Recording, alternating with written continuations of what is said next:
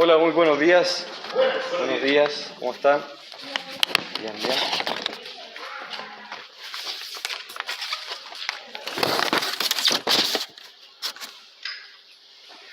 Bueno, estamos en esta serie de Hechos, como se dijo. Hoy día continuamos con Hechos capítulo 10. Vamos a orar primeramente al Señor. Padre nuestro, Señor, te damos muchas gracias por permitirnos que podamos reunirnos acá a cantar, a orar y a estudiar tu palabra, Señor.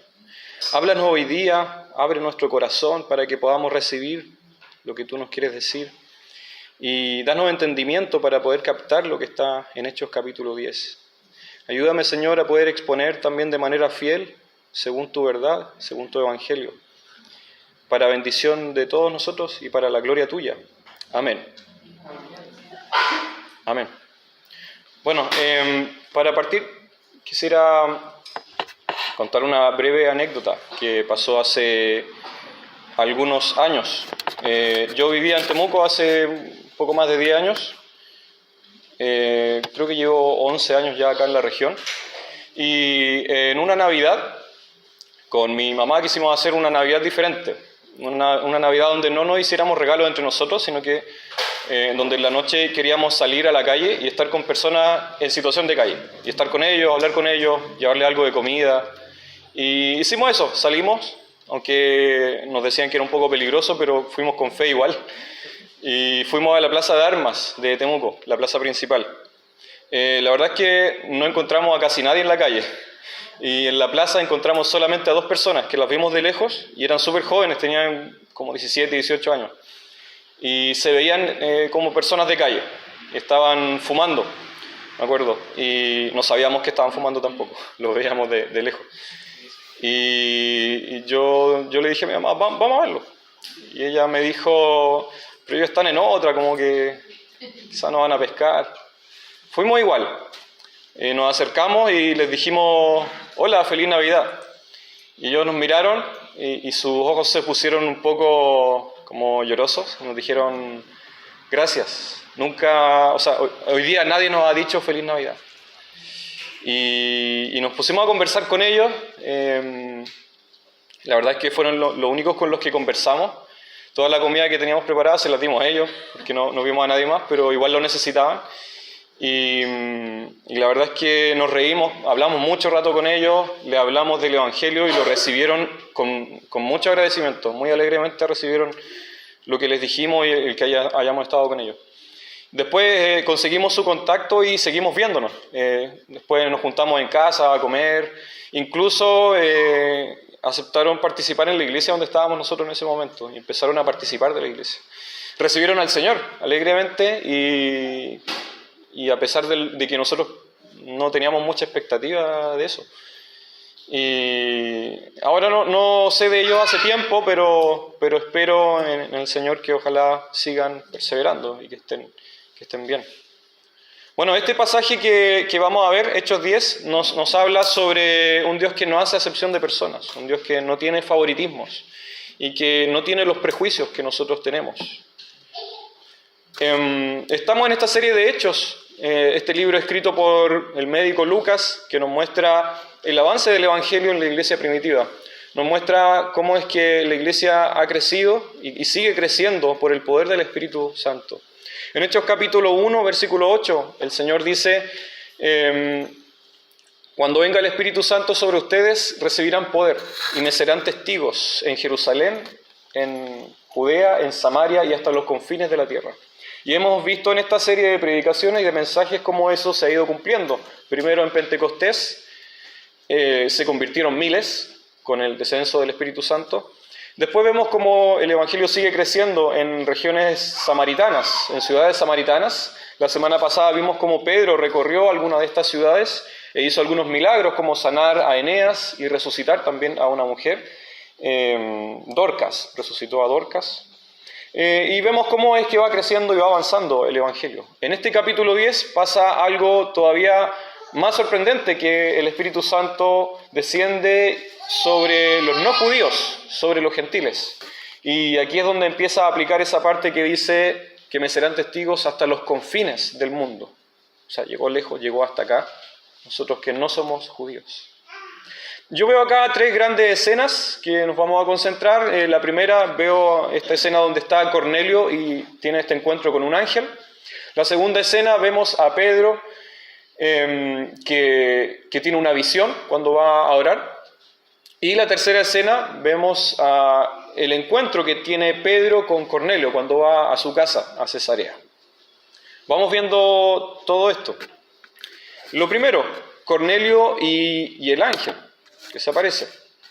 Si partimos en el versículo 1, dice que vivía en Cesarea un centurión llamado Cornelio. Para entender un poco el contexto y podamos dimensionar lo que está pasando acá, quiero explicar brevemente a qué se refiere con todo esto.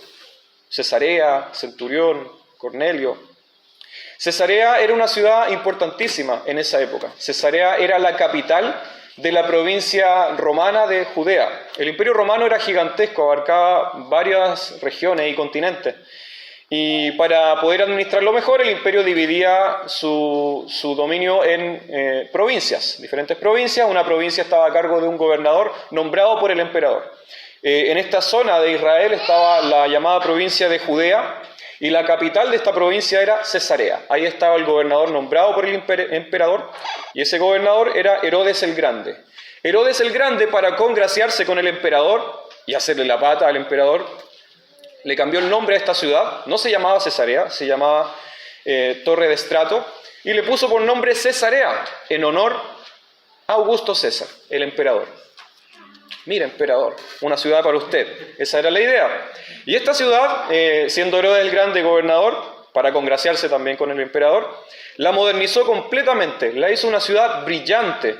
En esta ciudad, Herodes construyó un teatro, un anfiteatro, edificios públicos, una pista de carrera, un palacio gigante para él, por supuesto, un sistema de acueductos muy moderno para la época y un gran puerto.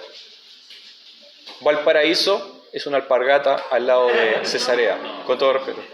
Una alpargata meada. Cesarea era más grande y más imponente que Valparaíso. Era un puerto mucho más brillante. Y en esta ciudad de Cesarea, que estaba cerca de 100 kilómetros, me parece, de Jerusalén, estaba en la costa, había una población mixta, pero mayoritaria de griegos y romanos, y una población minoritaria de judíos, que igual ejercían algún tipo de influencia. Bueno, en esta ciudad el gobernador Herodes el Grande tenía bajo su mando un contingente de 3.000 militares romanos, lo cual es bastante igual, mucho más seguro que Valparaíso. La seguridad era mejor en Cesarea que acá. Y en esta ciudad de Cesarea había varios regimientos. Cada regimiento tenía más o menos 600 soldados. Y aquí conocemos a un hombre que nos habla, que se llama Cornelio. Y Cornelio era un oficial, era un centurión. Un centurión es un militar que está a cargo de 100 militares. Eso es una centuria, un centurión. En el regimiento el italiano, donde él estaba a cargo de estos 100 hombres. Cornelio era un oficial romano, su nombre es romano, y como requisito para ser centurión había que ser ciudadano romano. Por lo tanto, Cornelio era 100% romano. No tenía familia judía, no tenía origen judío. Él fue criado en la cultura romana, bajo la disciplina militar romana y bajo la religión cívica romana, de los dioses y del panteón romano. Pero él llegó a conocer al Señor, al Dios verdadero, al Dios del pueblo judío. Aquí nos dice la Escritura de que en el versículo 2 dice que él y toda su familia eran devotos y temerosos de Dios. Eso se refiere a que, aunque él no era convertido 100% al judaísmo, no era circuncidado, no seguía las leyes estrictas de los sacrificios, por ejemplo, pero sí él era un simpatizante, era una persona que participaba de los cultos en las sinagogas los días sábados, que conocía de forma general al Señor, conocía la Escritura, el Antiguo Testamento, y conocía también la esperanza mesiánica de la venida del Cristo, el Mesías, que tenían los judíos. Él conocía al Señor, al Dios verdadero. Y aquí quiero destacar algo que igual me llama la atención, es que dice en el versículo 2 que él y toda su familia eran devotos y temerosos del Señor. No era solamente él, sino que aquí vemos que él inculcó también esta fe que él adquirió, no sabemos cómo, pero él adquirió esta fe y se la inculcó también a su familia, a su esposa, a sus hijos e incluso a sus sirvientes. Y esto nos habla también a nosotros de que algo nos dice de que la fe en el Dios verdadero no es una fe individual, es una fe que también se vive en familia y tenemos como responsabilidad también inculcarle esta fe a nuestra familia. Lo digo porque acá habemos varios esposos, padres, madres, y tenemos también esa responsabilidad con nuestra familia de vivir la fe junto con ellos y de hablarles del Señor. Vemos que el versículo 7 nos indica que incluso hay personas que están bajo su cargo. Hay un soldado acá que él nombra que es un soldado que también es devoto. O sea, él no solamente compartía su fe con su familia, sino que también en su trabajo. Y además a sus siervos en su casa. Por lo visto, Cornelio tenía una buena situación económica, porque nos habla que él tenía sirvientes. Nos habla de que al parecer su casa era grande porque podía recibir a varias visitas. Así que era una persona acomodada. Era una persona, un centurión de todas maneras, un oficial importante para Roma. Bueno, tenemos acá entonces que él y toda su familia servían al Señor, oraban y hacían obras también de beneficencia, como dice acá. Y él conocía de forma general la Biblia, como dije. Bueno, ahora pasando a cuando él dice que se le aparece un ángel. Acá es llamativo esto porque estamos hablando de una persona que no es 100% judía, no está convertido totalmente a la fe judía, me refiero, no está circuncidado, no sigue todas las leyes estrictas del judaísmo, pero él tenía una fe sincera en el Señor, porque nos dice que él estaba orando y en eso se le apareció un ángel. Él tuvo miedo porque no es cotidiano que un ángel se le aparezca, ¿cierto? Sería impresionante que nosotros estemos orando y un ángel se nos apareciera. No es común eso. Pero aquí es llamativo que nos dice el versículo 4 que el ángel le dice: Dios ha recibido tus oraciones. Dios ha recibido tus oraciones. Dios recibió y escuchó las oraciones de un romano simpatizante del Dios verdadero. Si Dios recibió las oraciones de él, ¿cómo no va a escuchar también las oraciones nuestras? Dios también escucha nuestras oraciones. Y esto nos habla de lo importante también que es orar. Y de que le tomemos el peso también a la oración. Porque aquí nos dice que Dios escuchó esa oración, Dios escucha las oraciones. Hay ángeles actuando a causa de oraciones. No porque la oración sea poderosa en sí misma, sino porque Dios es poderoso. Y Dios es el que oye las oraciones. Entonces tomemos el peso también en las oraciones porque Dios las está escuchando. Las oraciones, aquí nos muestra que las oraciones no son palabras al aire, no es palabrería vacía. Si estamos orando hagámoslo a conciencia y hagámoslo también con temor y reverencia, porque el Señor está escuchando y porque el Señor puede actuar a causa de las oraciones. Y esto me recuerda un poco al profeta Daniel. Quiero leer brevemente acá el libro de Daniel. Daniel, cuando estaba orando, también dice que se le apareció un ángel. Dice que él estaba orando a causa de sus pecados y los de su pueblo. Y cuando se le aparece el ángel en Daniel capítulo 10, versículo 12, dice así: en cuanto aquel hombre me habló, tembloroso me puse de pie. Entonces me dijo: no tengas miedo, Daniel. Tu petición fue escuchada desde el primer día en que te propusiste ganar entendimiento y humillarte ante tu Dios. En respuesta a ella, estoy aquí. Qué importante que es la oración, nos muestra esto. La oración es súper poderosa. Insisto, no por la oración en sí misma, sino porque Dios es poderoso y porque Dios está escuchando. Y esto nos muestra, nos enseña a tenerle respeto a las oraciones. Las oraciones de verdad tienen efecto dentro de la voluntad de Dios. Tal vez Dios no responda de inmediato. Incluso puede darnos la impresión de que Dios no escuchó o como que estoy orando al aire, pero Dios sí está escuchando. Y Dios responde, tarde o temprano. Quizás no como nos gustaría, porque a veces Dios tiene planes mejores. Pero Dios responde y Dios oye las oraciones. Y esto nos muestra que las oraciones de verdad tienen un efecto en el ámbito celestial. Las oraciones pueden hacer que ángeles se muevan y actúen por la voluntad de Dios, según sus planes. Bueno, acá es necesario también aclarar que Cornelio no fue visitado por el ángel porque Cornelio fuera muy bueno o porque sus buenas obras hayan ganado el favor de Dios. No es esa la razón. Si leemos más adelante y después, y el resto del Evangelio nos da a entender de que la gracia y el favor de Dios no se muestran a las personas porque las personas sean mejores o hagan más cosas, sino que solamente por misericordia. Solo por misericordia Dios mueve el corazón de las personas para que las personas le busquen. Si Cornelio buscaba al Señor junto con su familia, no era por los méritos del propio Cornelio, sino que era porque Dios decidió tener misericordia de él antes de que él lo hiciera y movió su corazón para que Cornelio lo buscara. Por medio de Cristo fue aceptada su oración y sus buenas obras, no por sus méritos propios, sino por los méritos de Cristo, incluso aunque Cornelio no conocía plenamente a Cristo, y acá lo va a conocer. Y es por eso que el ángel se le aparece y manda a que busque a Pedro. Y acá también me llama la atención de que el ángel no le da la respuesta de inmediato. El ángel le puede haber dicho al tiro el evangelio. El ángel le puede haber dicho de inmediato, el Señor escuchó tus oraciones y esta es la respuesta. El Cristo es esto, Cristo murió por ti, Cristo murió por tus pecados. Jesucristo, el Señor. Pero el ángel no le da la respuesta de inmediato. A veces Dios actúa así, que no responde al tiro, no da las cosas tan fáciles. Porque necesita ejercitar la fe, la paciencia o la ansiedad. Imagínense la ansiedad de Cornelio, tener que mandar a buscar a Pedro, a Jope. Estaba a 44 kilómetros de ahí, de Cesarea. Eso significaba 10 horas de viaje con los medios del momento. Significaba mandar gente para allá 10 horas y gente para acá 10 horas de vuelta. 4 días al menos.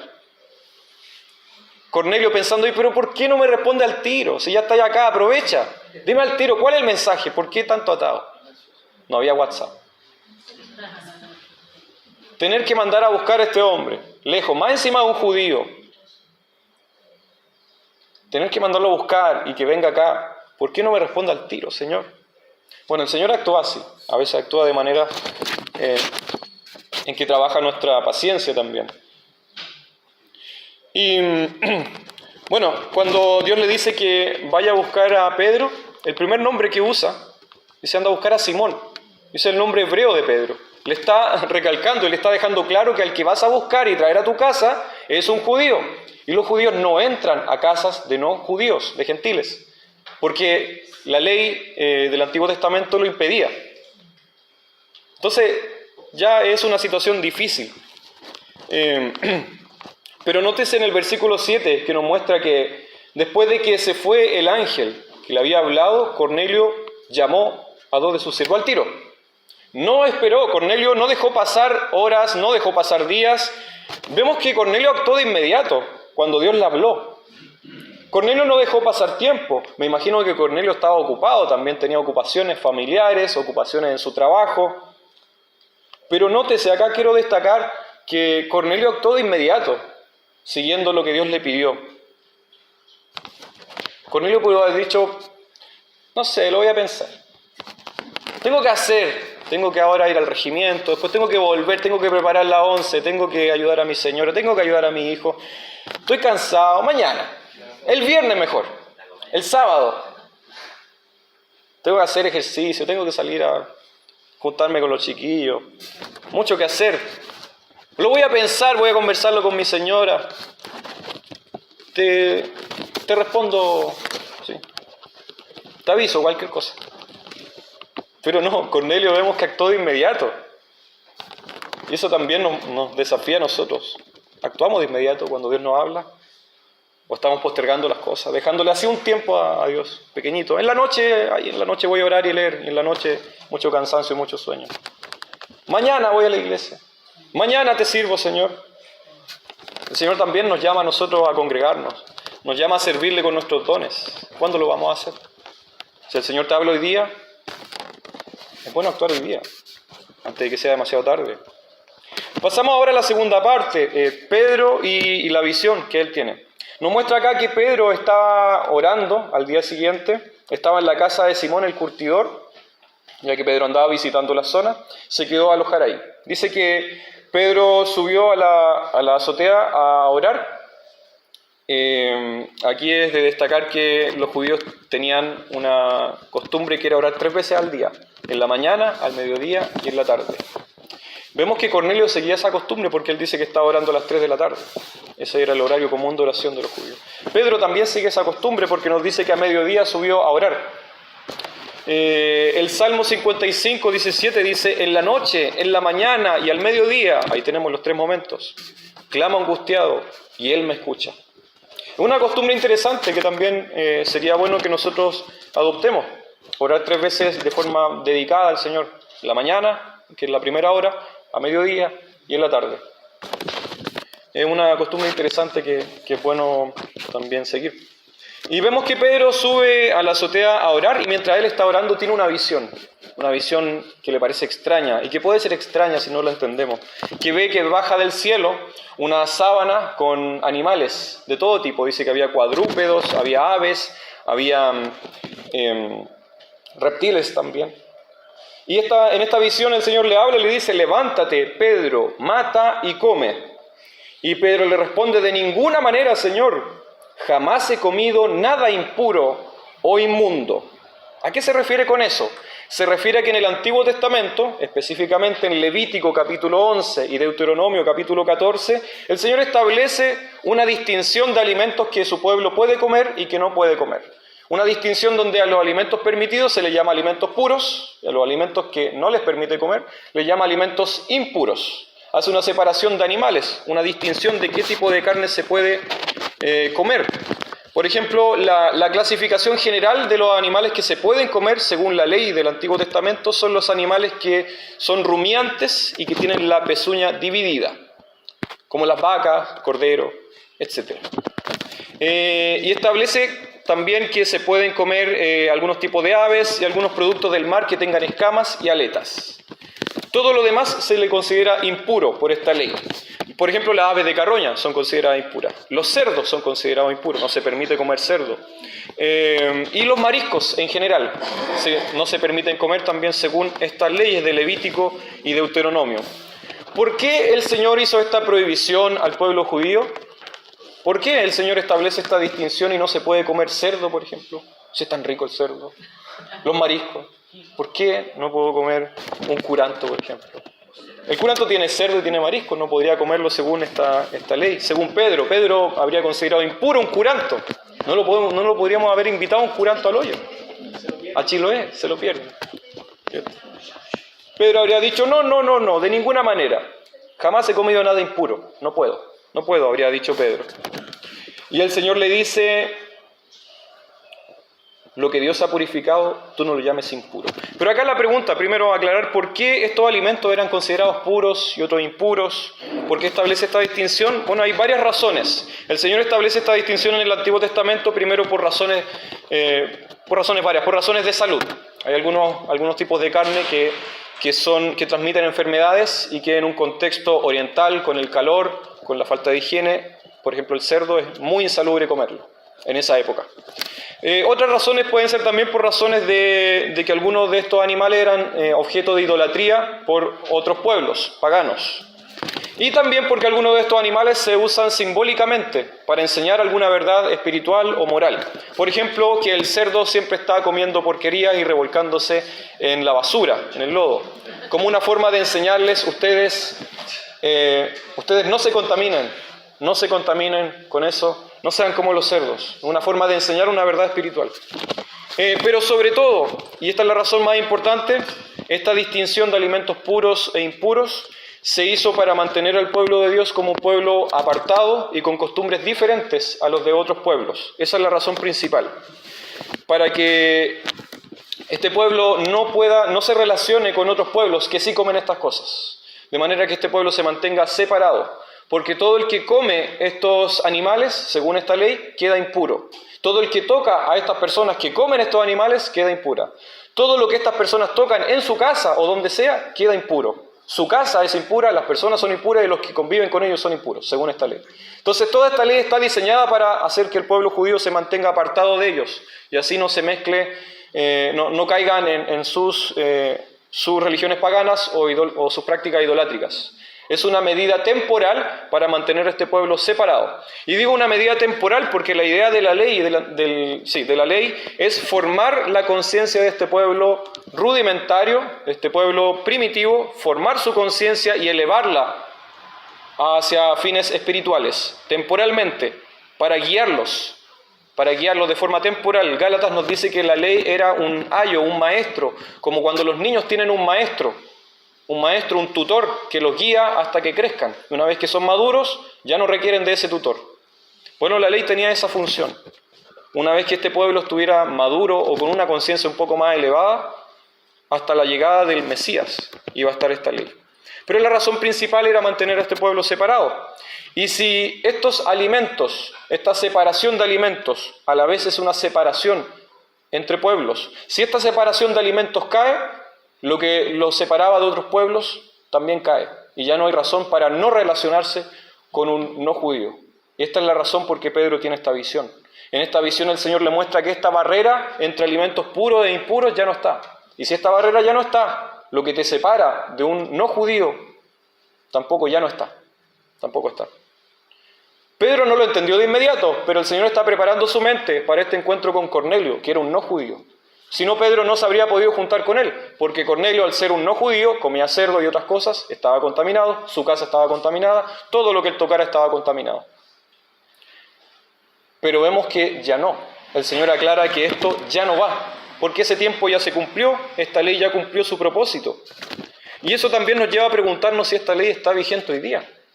Porque yo puedo leer en mi Biblia dice que no coma cerdo, pero yo comí cerdo hace un par de días, al horno. Qué bueno, tan barato en el Líder. Pero la ley me está diciendo que no coma cerdo. Entonces, ¿qué pasa? ¿Qué significa? ¿Cómo lo interpreto? Y lo digo porque hay grupos religiosos que dicen que no hay que comer cerdo. ¿Sí? Hoy día hay grupos cristianos que no entienden muy bien esta parte y que mandan a sus seguidores a no comer cecinas, vienesas, cerdo en general, mariscos. Sí. Pero no, esta ley no está vigente, porque ya cumplió su propósito. Romanos capítulo 14, versículo 14 dice, no hay nada impuro en sí mismo. Y Gálatas capítulo 2, versículo 16 también dice, nadie los juzgue a ustedes por lo que comen. Está refiriéndose justamente a esto, a las restricciones dietéticas judías. Nadie los juzgue por lo que comen, porque todo esto era sombra de la realidad. Y la realidad es Cristo, dice acá el apóstol Pablo. Hebreos capítulo 10 también lo dice que la ley del Antiguo Testamento era solamente una sombra de lo que iba a venir, de Cristo. Eran símbolos que apuntaban hacia Cristo. Si se hacía sacrificio de animales, esos sacrificios no tenían ningún valor en sí mismos, no purificaban en nada en sí mismos, dice Hebreos capítulo 10, sino que eran un símbolo que nos enseñaba que es necesario que alguien pague por nuestro pecado y que ese pecado sea expiado. Y eso fue expiado en el verdadero y definitivo sacrificio que es el de Cristo, el verdadero Cordero de Dios. Todos estos sacrificios apuntaban a Él. Todas estas leyes restrictivas apuntaban también a Él, porque pide que seamos apartados para Él como un pueblo santo. Y bueno, finalmente, considerando todas estas cosas, Pedro no entendió plenamente en el momento, pero sí el Señor le dijo, prepárate para recibir a estos hombres que van hacia allá donde estás tú. Te están buscando. Y cuando llegan a su puerta dice que los recibe y que además se muestra hospitalario con ellos. Es decir, acá Pedro deja de lado su incomodidad, sus diferencias religiosas, todo lo que él había aprendido de niño lo deja de lado porque el Señor le dijo, recíbelos. Aunque todavía no entiende plenamente qué significa esta visión de los animales puros e impuros, que están mezclados y que les dice mata y come. Pero bueno, finalmente los recibe. Y ahora sí pasamos a la tercera parte del encuentro entre Pedro y Cornelio. Y aquí vemos que al siguiente día de que alojan en esta casa, parte Pedro junto con 6 que lo acompañan Son 6 testigos que quieren ver qué va a pasar acá, porque parece que se viene algo importante. Y dice que van 6 cristianos judíos que acompañan a Pedro. Son 6 cristianos circuncidados, o sea, eran judíos que se convirtieron a la fe cristiana y que reconocieron en Cristo el Mesías. Bueno, nos dice que acompañan a Pedro a la casa de Cornelio, y una vez que llegan, acá también me parece interesante resaltar el versículo 24, que dice que Cornelio estaba esperándolos. Cornelio estaba ansioso, Cornelio de verdad estaba contento de escuchar la voz del Señor y de saber más de Él. Y estaba tan contento que invitó a sus parientes y amigos, dice acá. La casa estaba llena, al parecer. Dice que invitó a parientes y amigos. Otra vez nos habla de la fe, una fe que se comparte. Cornelio habla de esta fe con alegría y comparte su alegría y su gozo en el Señor junto con familiares y amigos. Y dice que lo estaban esperando y que en el momento en que Pedro llega, aquí hay algo un poco incómodo, y es que Cornelio se inclina ante Pedro. Cornelio se olvida por un momento de su cargo y de la importancia que él tiene y del orgullo que tiene como soldado y como oficial romano. Los oficiales romanos no acostumbran a hacer esto de humillarse ante otro, ante un simple pescador que además es un judío, el pueblo oprimido por nuestro pueblo, la gran Roma, la ciudad eterna. El ejército romano no tiene esta actitud, el ejército romano es orgulloso, porque no se inclina ante nadie, al contrario, los demás se tienen que inclinar ante el poderoso ejército de Roma. Pero aquí vemos que Cornelio, como una muestra de humildad, pero también parte de su costumbre es mostrar agradecimiento inclinándose ante otros. Pedro salta de inmediato, y Pedro, sabiendo que solamente Dios merece este tipo de homenajes, le dice, no, que yo también soy hombre como tú. Y ahí nos muestra humildad Pedro y nos muestra también que ante Dios somos todos iguales. Ante Dios no hay distinción de personas, sea el cargo que tenga, de la cultura que tenga, da lo mismo la clase social, ante Dios somos todos iguales. Para Dios no hay favoritismos. Bueno, una vez que entra a la casa Pedro y se da cuenta de que hay más personas, le explica un poco que esta situación no es común. Un judío no entra a la casa de un no judío porque eso sería contaminarse. Pero aquí Pedro muestra que el Señor lo llevó allá y le mostró que Dios no tiene favoritismo ni hace acepción de personas. Cornelio también le explica su visión y con esto Pedro queda mucho más claro. Ahora sí capta el sentido de esta visión que tuvo. No hay distinción entre puros e impuros. No hay distinción entre pueblos. Dios es Señor de todos los pueblos y Dios puede salvar a personas de cualquier pueblo. Y acá también quizá Pedro aquí le hace sentido recordando las palabras que Dios le dijo a Abraham. En tu descendencia van a ser bendecidas todas las familias de la tierra. Y ahí se cumple delante de los ojos de Pedro.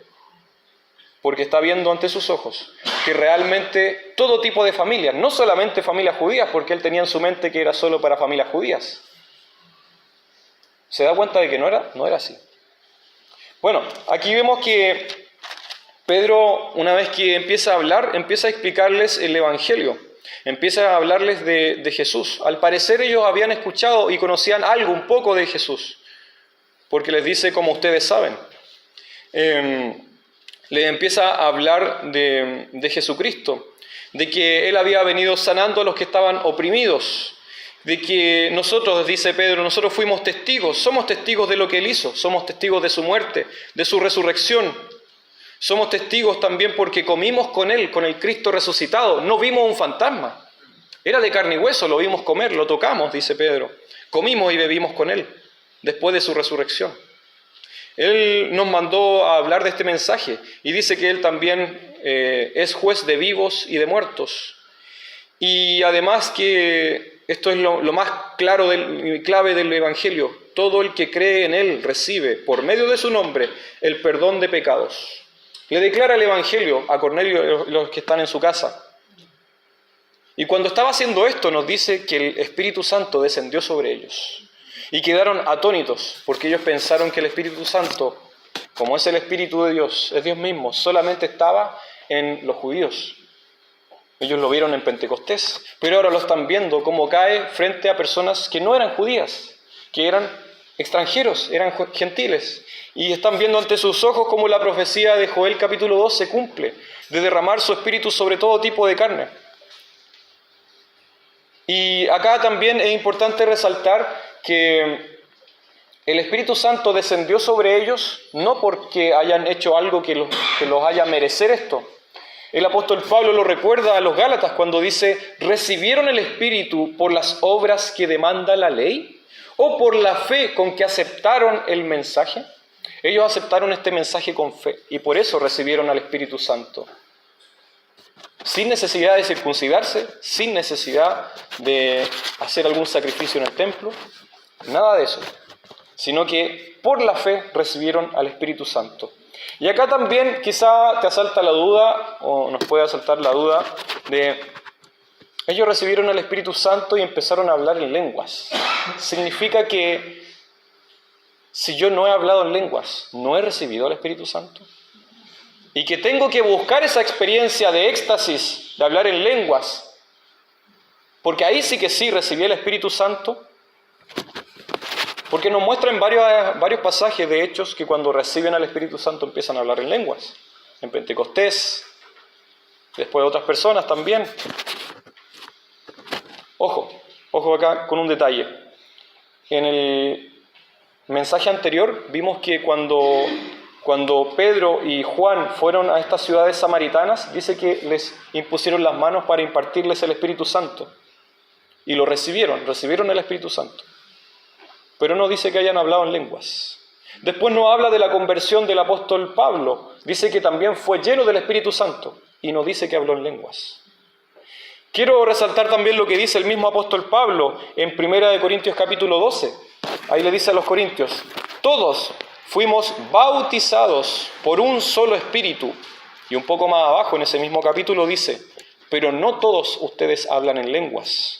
No todos son apóstoles, no todos son profetas, no todos son maestros, no todos hacen milagros. ¿Por qué? Porque el Espíritu Santo se manifiesta de manera diferente en cada uno de ustedes. El Espíritu Santo reparte dones diferentes. Si alguien recibió el Espíritu Santo por creer, al momento de creer recibió el Espíritu Santo y empezó a hablar en lenguas, gloria a Dios. Pero si no empezó a hablar en lenguas, también gloria a Dios, porque el Espíritu actúa de manera diferente. Tal vez tú no hablaste en lenguas, pero sí el Espíritu Santo te dio otro tipo de dones que tienes que usar también para Él. Pero si tú creíste y recibiste con fe el mensaje, entonces fuiste bautizado en el Espíritu Santo. Ya todos hemos sido bautizados en un solo Espíritu, si es que hemos creído de verdad. También ahí en 1 Corintios dice que nadie puede llamar Señor a Jesucristo si no es por medio del Espíritu Santo. Por lo tanto, si tú sinceramente crees y te arrepientes y crees en el Señor, entonces sí has recibido al Espíritu Santo, sea que hayas hablado en lenguas o no. Eso depende de los dones del Señor. Y aquí vemos que Pedro, al momento de ver esto, que ellos reciben al Espíritu Santo, dice: ¿qué puede impedir ahora que reciban el bautismo en agua? El bautismo en agua también representa el lavamiento del Espíritu Santo y el derramamiento del Espíritu Santo sobre ellos. Si lo que simbolizaba el bautismo ya se cumplió, ¿qué impide que ahora reciban el bautismo? No les pide que se circunciden, también es llamativo eso, también es de destacar, no les pide que se circunciden, no les pide que vayan al templo y hagan una ofrenda, sino que son plenamente admitidos en la iglesia, son plenamente hijos de Dios y son parte del reino y de la iglesia, porque han creído y porque han recibido el Espíritu Santo. Entonces ahora les pide que se bauticen, nada más. La nueva circuncisión, el bautismo. El pacto o la señal del pacto por la fe, que era la circuncisión en el Antiguo Testamento, todo el que cree se debe circuncidar, él y su hijo, ahora ya no se lo pide acá, sino que todo el que cree debe ser bautizado, él y sus hijos, o él y su familia. La nueva circuncisión. Por lo tanto, retomando y resumiendo todo lo que hemos dicho y lo que hemos visto hasta acá, Cornelio busca al Señor y él le responde, enviando a Pedro para que conozca a Jesucristo. Mostrando así que cualquier persona que crea y se arrepienta de sus pecados puede ser admitido en la iglesia y puede ser admitido por el Señor. Dios no tiene favoritismos. Da lo mismo acá la clase social, da lo mismo la nacionalidad. Todo el que cree y se arrepiente es admitido por Jesucristo. Y eso es una invitación también para todos nosotros, para todos los que están acá. Si alguno está conociendo recién al Evangelio, esto también es para ti. Esto es gratis. Todo el que cree y se arrepiente es recibido por el Señor y puede ser un miembro pleno en el Señor. Por lo tanto, en conclusión, y sacando algunas aplicaciones. Hay mucho que se puede decir de esto, pero quiero destacar al menos 3 cosas. Primero, nos muestra acá la fe de Cornelio, que no es una fe individual, es una fe vivida en familia, una fe social. Como dijo Josué, yo y mi casa serviremos al Señor. Es responsabilidad nuestra, de ustedes, madres, padres, servir junto con sus familiares al Señor, inculcarle a su familia, especialmente a sus hijos, la fe en el Dios verdadero, porque el Señor también promete ser tu Dios y el de tu descendencia. Segundo, la importancia de la oración. Vemos acá que las oraciones de Cornelio fueron escuchadas. Si sus oraciones, el de un oficial romano, que era simpatizante nomás del Señor, sus oraciones fueron escuchadas, ¿cómo no van a ser escuchadas también nuestras oraciones? Oremos con temor y reverencia y oremos también de manera dedicada, porque el Señor oye las oraciones. Y tercero, y acá lo más importante del pasaje, es que Dios no muestra favoritismos. Y si Dios no muestra favoritismos, nosotros tampoco debemos mostrarlo. Si Dios no tiene prejuicios ni tiene fronteras, nosotros tampoco deberíamos tenerlo. Por lo tanto, tenemos que tratar de ir hacia las personas, de involucrarnos con las personas, de involucrarnos con la gente. Aquí en Valparaíso, en nuestro trabajo, con los vecinos, donde sea que estemos, tenemos que tratar de involucrarnos e incluso de identificarnos con ellos, de hacernos parecidos a ellos hasta donde se pueda, con la finalidad de anunciarles el Evangelio de Cristo, de que en el arrepentimiento en Jesucristo hay perdón de pecados y hay vida eterna. Como dijo el apóstol Pablo, con los judíos me hice judío para ganarlos para Cristo. Con los no judíos me comporté como un no judío. Con los débiles me hice débil. Me hice todo para todos, con el fin de ganarlos para Cristo. El apóstol Pablo era estratégico. El apóstol Pablo se comportaba adaptándose un poco al público, con el fin de ganarlos para Cristo. Para no ser una persona tan extraña, sino que ser alguien cercano, ser alguien como ellos. Nosotros también aprendemos de esto, a involucrarnos con los demás. Si Dios se acercó a alguien radicalmente diferente, si Dios tiene misericordia de quienes no lo buscan, de quienes son totalmente opuestos a Él, nosotros también podemos hacerlo. También podemos acercarnos a quienes son diferentes a nosotros y tratar de identificarnos con ellos, con el fin de ganarlos para Cristo. Ese es el desafío que nos deja el Señor. Oremos entonces por esto. Señor, tu misericordia es tan grande al acercarte tú a nosotros, al purificarnos, Señor, cuando éramos impuros. Gracias, Señor, te damos por esta palabra que tú nos entregas hoy día en Hechos capítulo 10. Ayúdanos, Señor, a valorar la oración. Ayúdanos a vivir la fe, no de manera individual, sino involucrando también a otros, compartiendo la alegría que es estar en ti, Señor. Y danos el gozo de tu salvación para poder anunciarla a otros. Gracias, Señor, porque tú no consideras nuestra vida pasada, no consideras quiénes somos, sino que tu amor nos redimió a pesar de quiénes somos. Ayúdanos a vivir ahora para tu gloria, Señor. Te lo pedimos en el nombre de Jesús. Amén. Amén. Que tengan una buena semana.